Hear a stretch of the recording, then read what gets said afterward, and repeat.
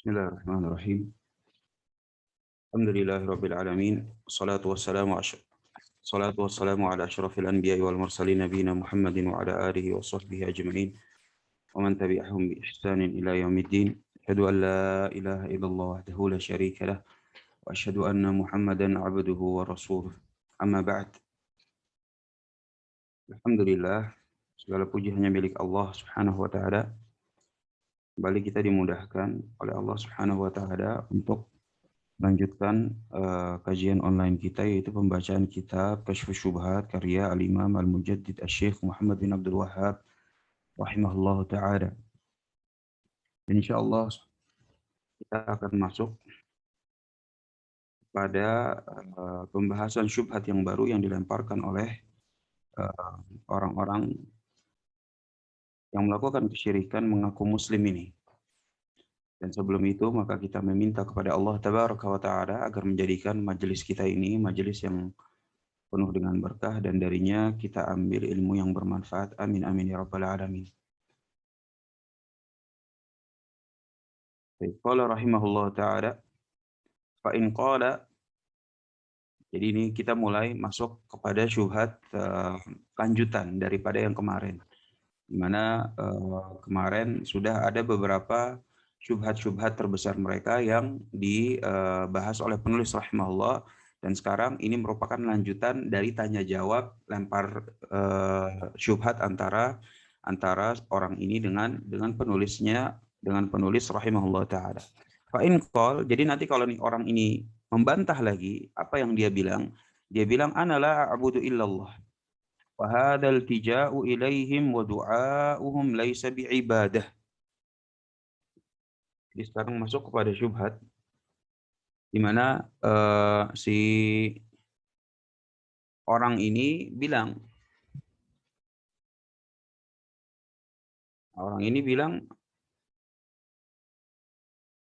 syubhatnya itu ya kan, memberi syubhat, dia bilang ana la a'budu illallah.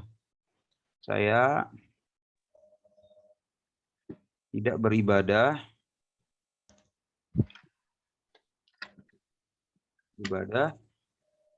kecuali hanya kepada Allah.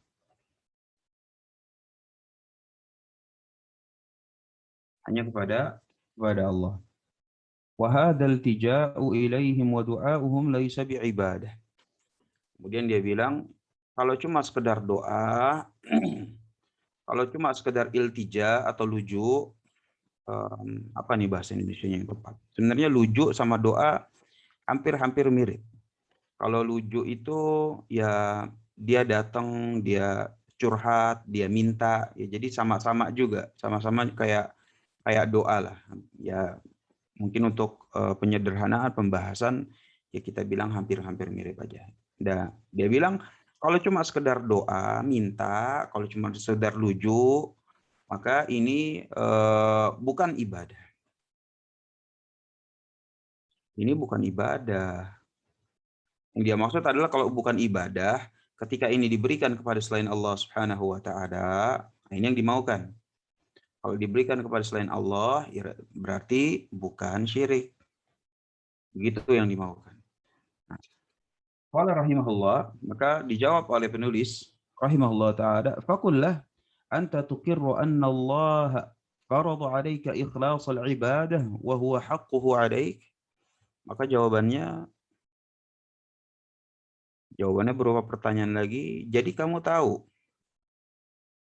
jadi kamu menetapkan, ya kan, bahwa memang Allah Subhanahu wa taala itu memerintahkan bagi kita semua, mengharuskan bagi kita semua agar,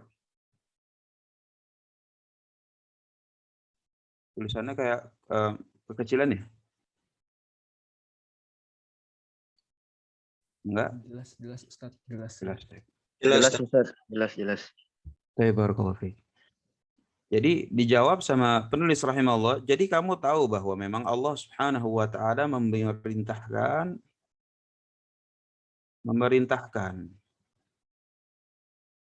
apa yang diperintahkan oleh Allah Subhanahu wa taala untuk mengikhlaskan ibadah hanya untuk Allah Subhanahu wa taala.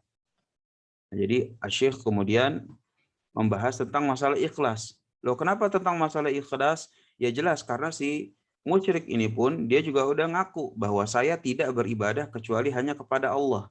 Nah, ini dalam syariat Islam disebut namanya ikhlas. Gitu. Mengikhlaskan atau memurnikan ibadah hanya untuk Allah Subhanahu wa taala. Jadi si Syekh bilang, "Oh, jadi kamu tahu ya memang kita itu difardukan untuk ikhlas."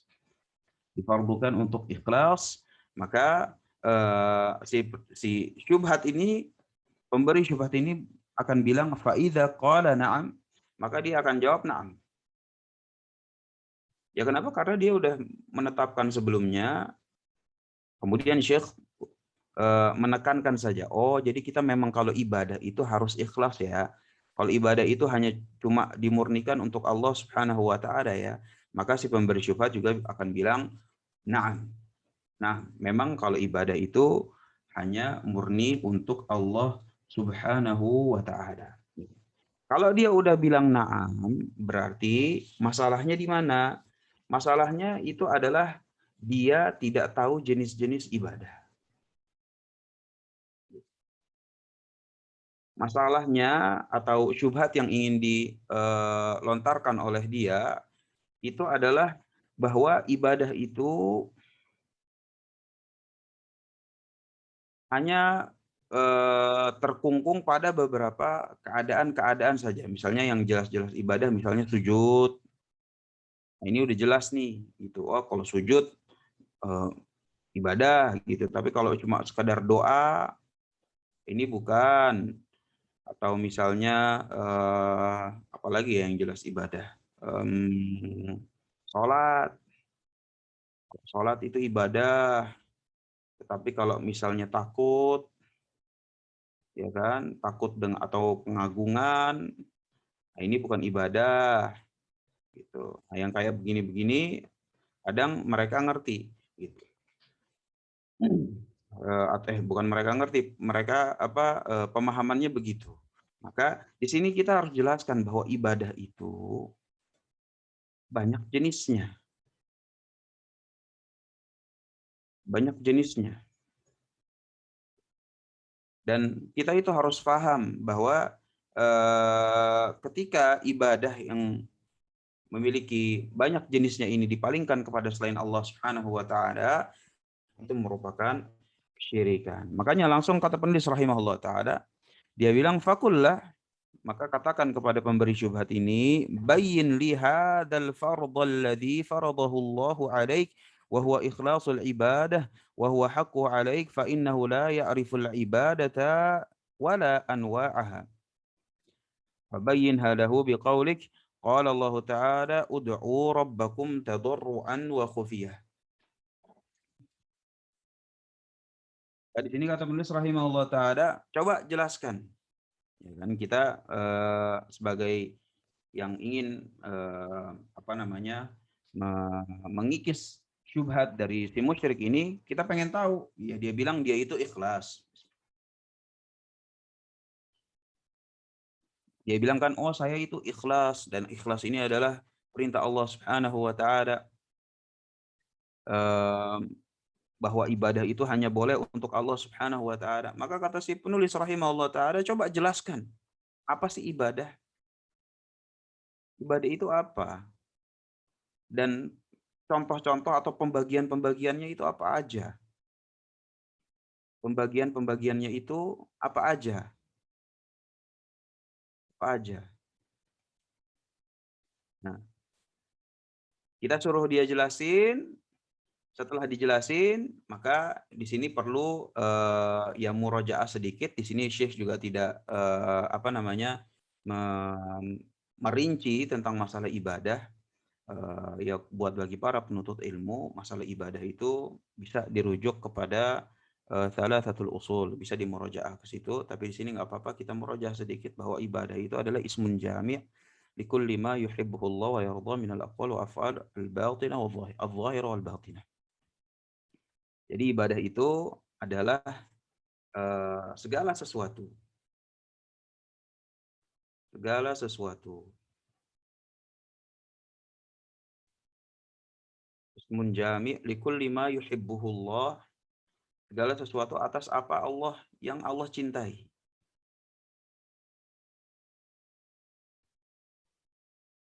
Wa yardah, ridhoi, minal aqwal wal af'al, baik dia itu perbuatan maupun atau ucapan maupun perbuatan.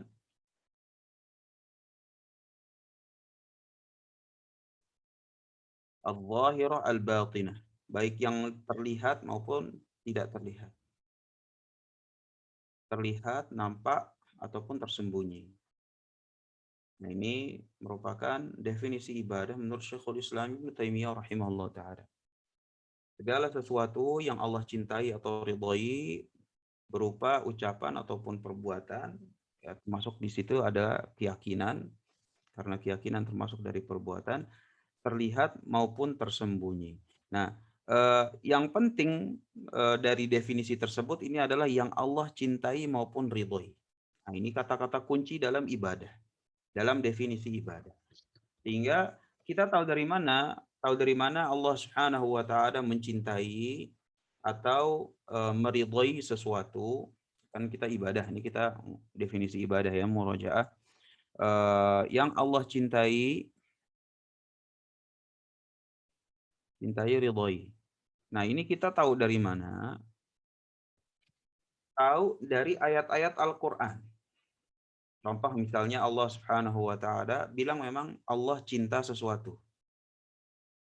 Allah cinta sesuatu. Misalnya innallaha yuhibbul muhsinin. Sesungguhnya Allah Subhanahu wa taala mencintai muhsinin, orang-orang yang berbuat baik. Oh, berarti perbuatan baik, berbuat baik itu bisa ibadah. Berbuat baik bisa ibadah. Sedekah itu ibadah. Atau juga misalnya Allah Subhanahu wa taala memerintahkan.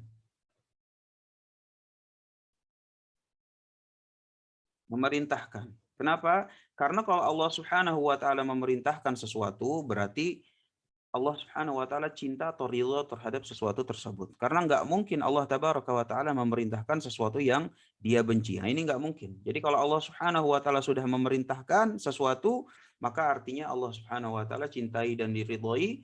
Dan kalau sudah cinta dan ridha, berarti hal tersebut adalah ibadah. Contohnya misalnya apa? Misalnya ya ayyuhan nasu ubudu rabbakum.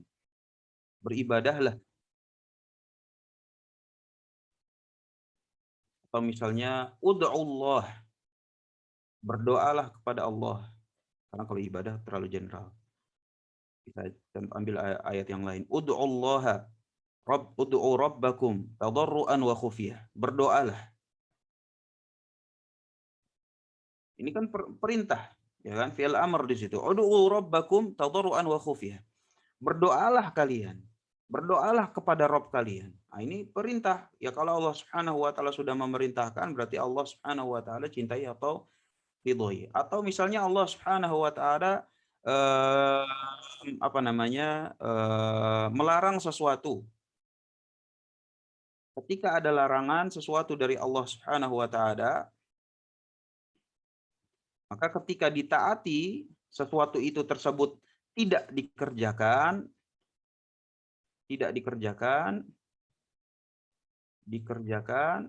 maka tidak dikerjakannya itu termasuk adalah ibadah. Ya kan? Itu atau ibadah. Tidak dikerjakannya ini adalah sesuatu yang Allah Subhanahu wa taala cintai atau ridhoi. Misalnya wala taqrabuz zina. Sehingga kalau kita meninggalkan zina, ya kan, dengan niat mendekatkan diri kepada Allah Subhanahu wa taala, maka itu bisa bernilai ibadah dan itu Allah Subhanahu wa taala cintai dan ridhoi. Kemudian atau juga Allah Subhanahu wa taala itu memuji pelakunya.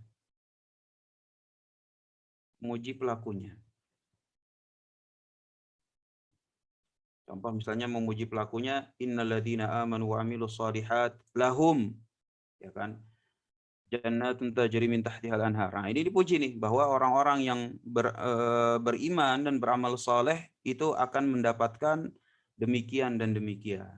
Ya kan, mereka itu adalah ulaika humus siddiqun, mereka itu adalah orang-orang yang jujur. Apalagi ya, pokoknya banyak dalam Al-Qur'an ketika Allah Subhanahu wa taala memuji pelakunya, berarti perbuatannya itu adalah sesuatu yang Allah Subhanahu wa taala cintai atau ridhoi. Nah, ini yang penting dari definisi ibadah tadi. Definisi ibadah bahwa segala sesuatu yang Allah Subhanahu wa taala cintai dan ridhoi berupa ucapan, perbuatan ataupun keyakinan termasuk di situ yang terlihat maupun tersembunyi. Keyakinan maksud tersembunyi. Nah, kata-kata kuncinya itu adalah yang Allah cintai dan ridhoi. Nah, kita tahu dari mana Allah Subhanahu wa taala mencintai atau meridhoi sesuatu? Ya bisa dari Allah Subhanahu wa taala bilang secara langsung, Allah Subhanahu wa taala memerintahkan hal tersebut atau melarangnya dan sehingga tidak dikerjakannya ini adalah sesuatu yang Allah Subhanahu wa taala cintai ridhoi, atau Allah Subhanahu wa taala memuji pelakunya. Yang kayak begini berarti Allah Subhanahu wa taala cinta atau ridho atas hal tersebut. Ya kalau Allah Subhanahu wa taala sudah cinta atau ridho terhadap hal tersebut, berarti perbuatannya itu adalah ibadah. Dan kapan sesuatu itu ibadah, maka hanya boleh diberikan kepada Allah Tabaraka wa taala, dan dipalingkan kepada selain Allah Subhanahu wa taala merupakan perkara kesyirikan. Kemudian setelah itu kata penulis rahimahullah taala, coba bawain satu firman aja sama satu ayat aja kepada si pemberi syubhat ini. Apa ayatnya? Ud'u rabbakum tadarruan wa khufyah. Jadi di sini kata penulis rahimahullah taala, coba nih bawain ayat ini. Ya kan? Bawain ayat ini ya, surat Al-A'raf ayat 55. Dia bilang ud'u rabbakum. Berdoalah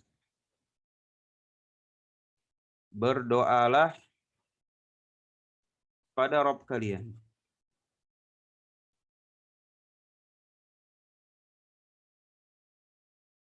Dengan tunduk, dengan lirih. Berdoalah. Ini perintah atau bukan? Perintah. Ya berarti kalau sudah perintah, berarti Allah Subhanahu wa taala cinta atau tidak cinta sama doa? Ridho atau tidak ridho dengan berdoa? Ya, jelas Allah Subhanahu wa taala cinta dan ridho terhadap apa? Terhadap perbuatan doa pada Allah Subhanahu wa taala. Jelas. Ya kalau udah begini Allah Subhanahu wa taala cinta atau ridho, berarti doa itu ibadah atau bukan? Ibadah. Makanya di sini kata penulis lanjut rahimahullah taala, habis kamu bilang itu ayatnya, ya kan? Kata penulis dia bilang fa idza a'lamtahu bihadza faqullah, coba tanya hal huwa ibadatun lillahi ta'ala, berdoa itu ibadah atau bukan? Kita tanya sama dia. Berdoa itu ibadah atau bukan? Fala budda ay yaqula na'am wad du'a'u minal ibadah. Ya, namanya orang kalau udah ditanya berdoa itu ibadah atau bukan, ya dia pasti jawab ibadah itu adalah doa. Naam. Ibadah itu adalah doa. Udah pasti, ya kan? Mau orang apa aja, jangankan orang Islam, orang selain Islam pun kalau ditanya berdoa itu ibadah atau bukan, pasti mereka bilang bahwa berdoa itu merupakan ibadah. Sekarang berarti yang tadinya si musyrik ini yang tadi bilang saya tidak beribadah kecuali kepada Allah Subhanahu wa taala, tapi kalau doa ini bukan ibadah, ini udah tanakut di sini. Dia udah kontradiktif. Gitu.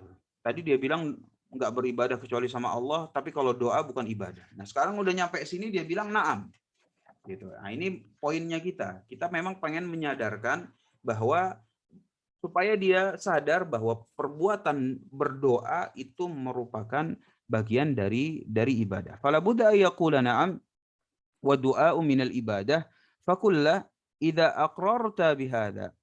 Ya kalau kamu sudah menetapkan hal tersebut annahu ibadah, bahwa doa itu merupakan ibadah, Wa da'awta Allah lailan wa nahara wa khaufan wa tama'an thumma da'awta fi tilkal hajah nabiyan aw ghairahu hal asyrakta fi ibadatillahi subhanahu wa ta'ala ghairah.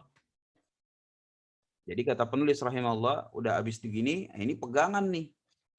Kalau misalnya dia udah bilang doa itu adalah ibadah, berarti pegangannya adalah diberikan kepada selain Allah Subhanahu wa taala itu kesyirikan atau bukan. Nah, kayak gitu stepnya gitu. Sehingga di sini penulis rahimahullah dia bilang dia tanya lagi kepada si pemberi syubhat ini, "Baik, kalau misalnya doa itu memang itu adalah ibadah, seandainya kamu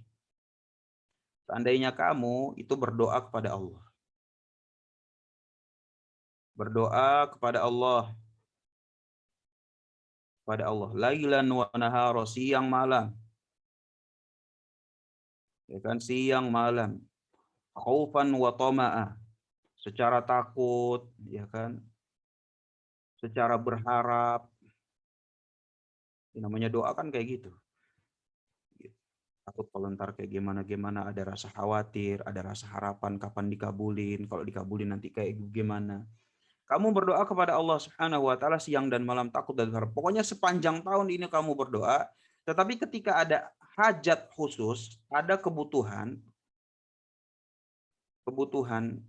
tertentu, ya kan? Kamu justru berdoa pada nabi atau yang di bawah dari nabi atau selain nabi.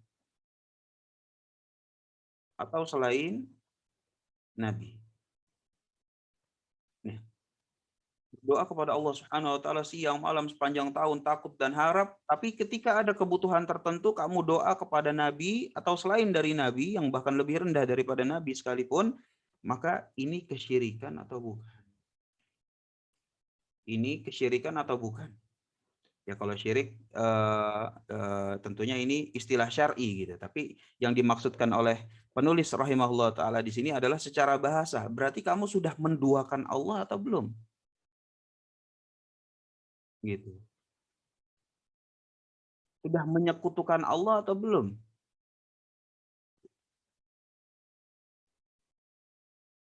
Udah belum nih?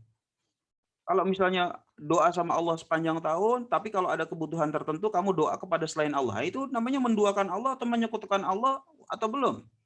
Ya pasti dia akan bilang, oh iya ini, iya. Betul. Ini adalah menduakan Allah Subhanahu wa taala. Makanya penulis langsung bilang fala budda ayyaqula na'am. Habis dia mau jawab apa lagi? Karena sudah dipaparkan dengan jelas. Berdoa kepada Allah Subhanahu wa taala, tapi kalau ada kebutuhan tertentu dia berdoa kepada selain Allah Subhanahu wa taala, apa bukan ini penyekutuan terhadap Allah Subhanahu wa taala? Bukan ini yang namanya menduakan Allah Subhanahu wa taala. Makanya karena dia nggak punya jawaban lagi, maka dia akan bilang ayyaqula na'am. Pada budda ayyaqula na'am. Maka dia akan bilang, iya, ini adalah menduakan Allah Subhanahu wa taala.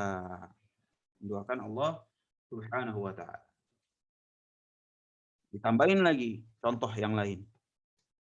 Faqul lahu qala Allah taala, coba bawain satu lagi ayat kata penulis rahimahullah taala. Fasholli li rabbika wanhar. Fasholli li rabbika wanhar. Al-Kautsar. Fa idza ata'ta Allah wa naharta lahu hal hadhihi ibadah. Kan? Ayat yang kedua yang coba dibawakan oleh penulis sebagai contoh kepada si pemberi syubhat ini adalah surat Al-Kautsar. Hafal semua insyaallah ayatnya. Yaitu fasholli li rabbika wanhar, dan salatlah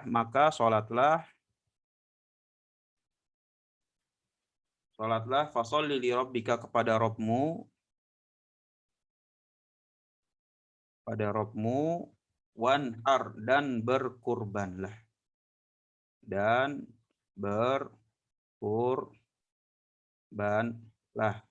Balikin ke definisi ibadah. Jangan definisi ibadah nih, ini dari kita ya. Balikin ke definisi ibadah. Sholatlah, ini perintah atau bukan? Oh, perintah. Berkurbanlah, ini perintah atau bukan? Perintah. Ya kalau sudah perintah, berarti Allah Subhanahu wa taala cinta atau ridho atau gimana? Ya udah pasti Allah Subhanahu wa taala cinta dan ridho terhadap perbuatan tersebut. Ya kenapa? Karena nggak mungkin Allah Subhanahu wa taala memerintahkan sedangkan Allah Subhanahu wa taala tidak ridho dengan sholat, tidak ridho dengan berkorban. Enggak, Allah Subhanahu wa taala pasti cinta ridho. Ya kalau sudah cinta ridho, berarti ibadah atau bukan? Ya ibadah. Sholat itu ibadah, berkorban itu adalah ibadah. Kalau sholatnya ini jelas difahami. Ini ibadah. Namanya orang ngaku Islam, apapun alirannya, kalau ditanya sholat itu ibadah atau bukan, udah pasti dia bilang ya sholat ibadah. Tapi poin kita ini di sini. Kita pengen menyadarkan bahwa berkorban juga, ngotong kurban itu, nyembelih hewan itu juga adalah ibadah. Ini yang pengen kita sadarkan. Ingin kita sadarkan. Fa idza ata'tallaha wa naharta lah hal hadhihi ibadah. Setelah kita paparkan begini, kita tanya nih sama si pemberi syubhat. Jadi gimana nih, sholat sama korban itu ibadah atau bukan? Sholat ibadah bukan? Pasti dia bilang na'am, ibadah. Lalu kalau motong korban, ya motong korban juga ibadah. Motong korban itu juga ibadah. Fala budda ayyakula na'am. Maka dia akan bilang na'am, itu adalah ibadah. Faqul lahu idza naharta li makhluqin nabiyyin aw jinniyyin aw ghairihima hal asyrakta fi hadhihi al-ibadah ghairallah subhanahu wa ta'ala. Jadi kalau kamu udah netapin ibadah, ya kan? Kalau kamu misalnya Idul Adha itu berkorban untuk Allah Subhanahu wa taala, motong kurban itu untuk Allah. Ibadah bukan pas motong kurban untuk Allah Subhanahu wa taala, dia akan bilang, "Oh iya, itu namanya ibadah kurban." Iya, betul. Tapi kalau ketika kamu punya hajat, ada kebutuhan, kamu justru motong kurban buat siapa? Buat jin. Ya kan? Buat jin. Nah, ini berarti menduakan Allah atau bukan? Gitu. Jadi kalau kamu udah tahu ini ibadah, motong kurban untuk Allah itu ibadah, tapi ketika ada hajat kamu motong kurban untuk jin, berarti ini menduakan Allah atau bukan? Menduakan Allah atau bukan? Menyekutukan Allah atau bukan? Hah? Atau bukan? Maka dia akan bilang, iya ya, betul juga. Kalau motong kurban itu ibadah untuk Allah, nah sekarang ini motong kurban untuk jin, ya berarti menduakan, menyekutukan Allah subhanahu wa ta'ala. Fala budda ayyakula na'am. Maka dia akan juga bilang, oh iya ya, benar. Berarti yang namanya penyembelihan itu juga khusus, nggak boleh diberikan kepada selain Allah Subhanahu wa taala. Fala budda ayyuqirra wa yaqula na'am. Maka dia akan menetapkan bahwa memang menyembelih atau memotong hewan kurban itu sebagai ibadah. Wa qul lahu aidan al-musyrikuna alladhina nazala fihim al-Qur'an hal kanu ya'buduna al-malaikah was-salihina wallata wa ghaira dzalik. Kemudian ditanya nih, setelah kita paparkan yang kayak gini, mudah-mudahan dia sadar, maka kita juga ingin menyadarkan, ya, dan ini udah pernah kita singgung sebelumnya, bahwa musyrikin zaman Nabi Shallallahu Alaihi Wasallam, yang mana Al-Quran itu turun di tengah-tengah mereka, mereka itu objek ibadahnya siapa aja, apa aja. Objek ibadahnya musyrikin.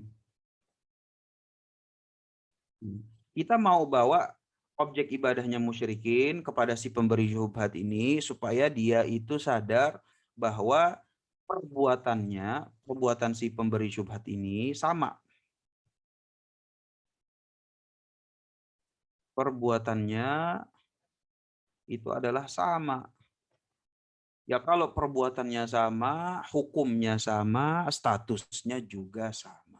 Makanya ditanya oleh penulis rahimahullah ta'ala, musyrik yang waktu itu Al-Quran turun di tengah-tengah mereka, emang objek ibadah mereka itu apa aja sih?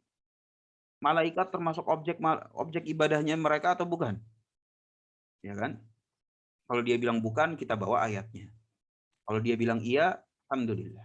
Ya kan, ini pertanyaan nih. Ya kan, pertanyaan kalau nggak iya tidak gitu jawabannya. Dia mau jawab apa? Iya, oh selesai masalah. Dia bilang tidak, ya kita bawain ayatnya. Misalnya dia bilang enggak, ya bawain ayatnya. Tentang orang-orang musyrik beribadah kepada malaikat. Kita bawain ayatnya. Ya kan? Terus misalnya yang selanjutnya wassalihun. Mereka beribadah juga kepada orang-orang soleh. Seperti Lata, Uzza, Manat. Ya kan? Iya apa tidak? Kalau dia bilang iya, selesai masalahnya. Kalau dia bilang enggak, mereka enggak beribadah kepada orang soleh, kita bawain ayatnya. Kita bawain ayatnya. Artinya nih udah skakmat, dia nggak bisa ngapa-ngapain. Gitu. Kalau dia bilang enggak, kita udah ada step selanjutnya, yaitu membawakan ayat yang justru kontradiktif dari apa yang dia ucapkan. Kalau udah kayak begini, makanya kata penulis rahimahullah ta'ala, fala budda ayaqula na'am. Ya udah, kita ambil ininya bahwa dia akan jawab iya. Memang orang-orang musyrik zaman dahulu, zaman Nabi SAW, memang objek ibadahnya itu macam-macam. Ada malaikat, ada orang-orang soleh, ada orang-orang soleh. Fakullahu, ya kalau udah dia bilang menetapkan hal tersebut, maka kita bilang wahal kanat ibadatuhum iyahum illa fi du'a wa dzabh والتجاء ونحو ذلك وإلا فهم مقرون أنهم عبيد تحت قهر الله وأن الله هو الذي يدبر الأمر ولكن دعوهم والتجأوا إليهم للجاه والشفاعة هذا ظاهر جدا. Jadi kalau misalnya dia bilang, kan dia tadinya di sini nih. Dia bilang bahwa emang orang-orang musyrikin itu, ya kan, ibadahnya itu, objeknya itu ada yang kepada malaikat, ada kepada orang soleh. Ketika mereka beribadah kepada malaikat maupun orang soleh, kita ingin sadarkan bahwa ibadah mereka kepada malaikat maupun orang soleh, ya kan, dengan bentuk berbagai macam bentuknya. Berbagai macam bentuknya apa? Ya misalnya doa. Ya kan, selain doa di sini kata penulis rahimahullah taala dzabh, sembelihan.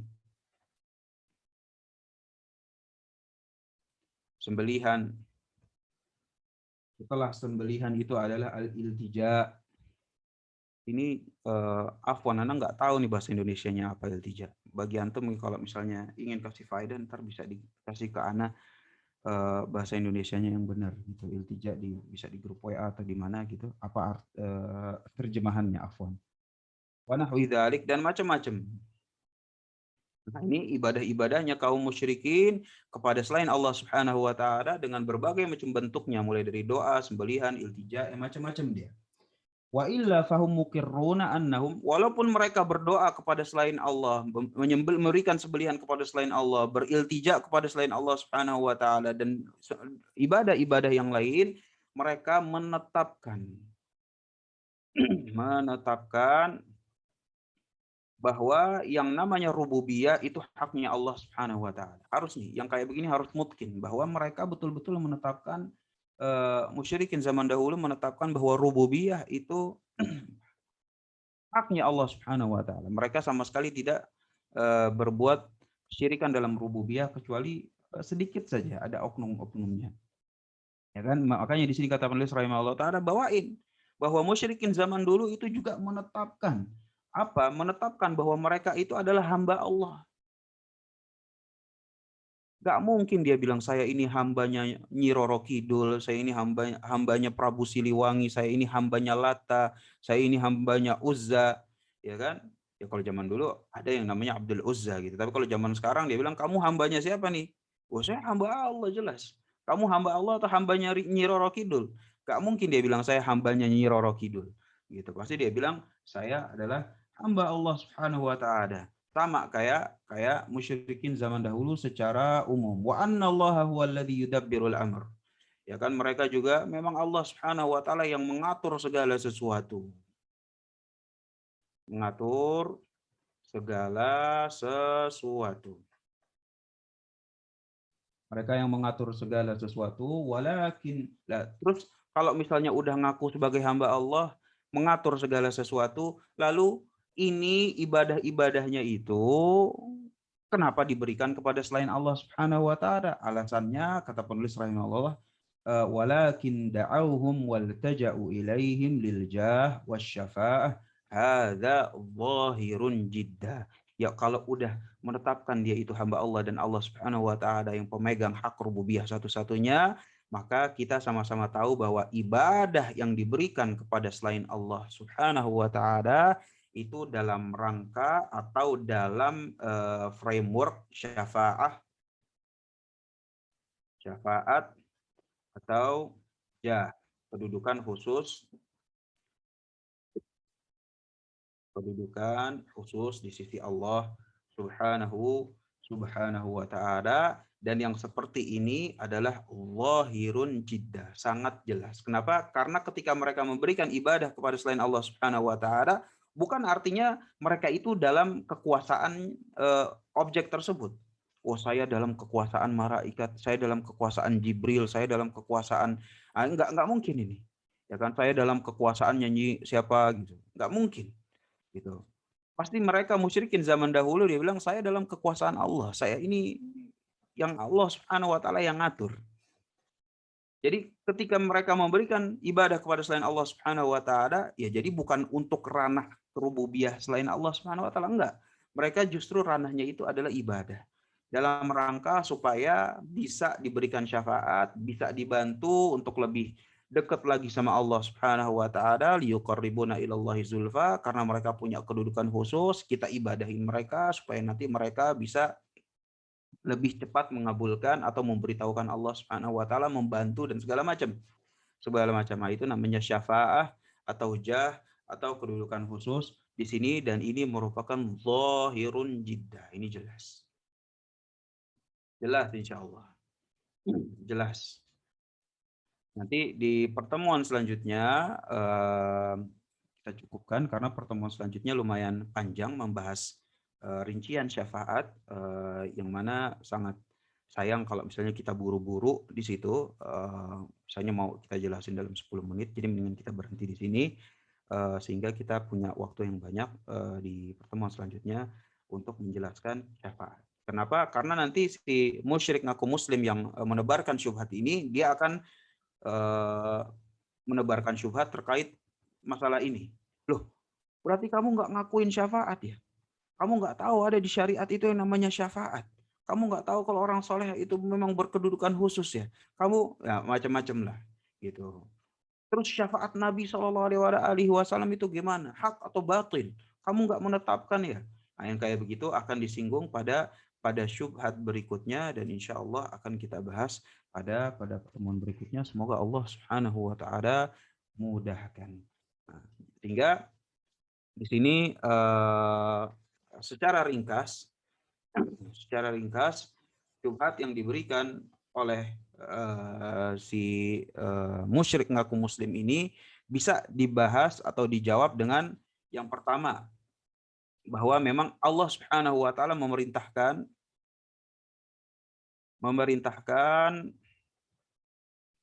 untuk apa? Untuk ikhlas. Ini kalau misalnya ada orang yang nggak tahu nih, ya udah kebangetan gitu, ya kan? Ikhlasul ibadah ini perintah Allah Subhanahu wa taala. Memurnikan ibadah hanya untuk Allah Subhanahu wa taala ini merupakan perintah dari Allah Subhanahu wa taala. Yang kedua, yang namanya ibadah,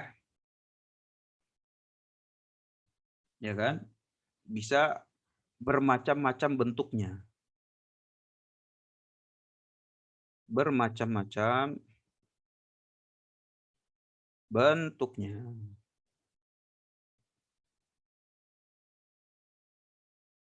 Ibadah itu bisa bermacam-macam bentuknya. Gimana kita mau menjelaskan ini? Bisa bawa ke definisi, ya kan? bisa bawa misalnya ke ayat-ayat yang tadi kayak begitu. Ah, ini ibadah bukan? Ibadah. Ini ibadah atau bukan? Ibadah. Nah, kayak gitu. Terus yang ketiga, kita akan juga jawab dengan penetapan, ya kalau misalnya sudah ibadah, maka pemberian ibadah pemberian ibadah pada selain Allah Subhanahu wa taala itu merupakan adalah kesyirikan, penyekutuan, penduaan kepada Allah Subhanahu wa taala. Dan yang terakhir, kita juga singgung tentang keadaan ibadahnya musyrikin jahiliyah supaya si orang ini makin paham akan kesesatannya. Keadaan musyrikin dalam peribadahan mereka, dan ini sudah kita singgung pada pertemuan awal secara satu pelajaran khusus tentang keadaan musyrikin jahiliyah dalam keyakinan maupun peribadahan mereka. Nah, kalau empat-empatnya ini udah kita singgung, insya Allah mereka paham. Tinggal ya mungkin ada follow up aja syubhat di yang nomor 4 tentang syafaat, dan ini insya Allah akan kita bahas pada pertemuan berikutnya. Hada wallahu a'lam bishawab. Apabila ada yang ingin tanyakan silakan tafadhol.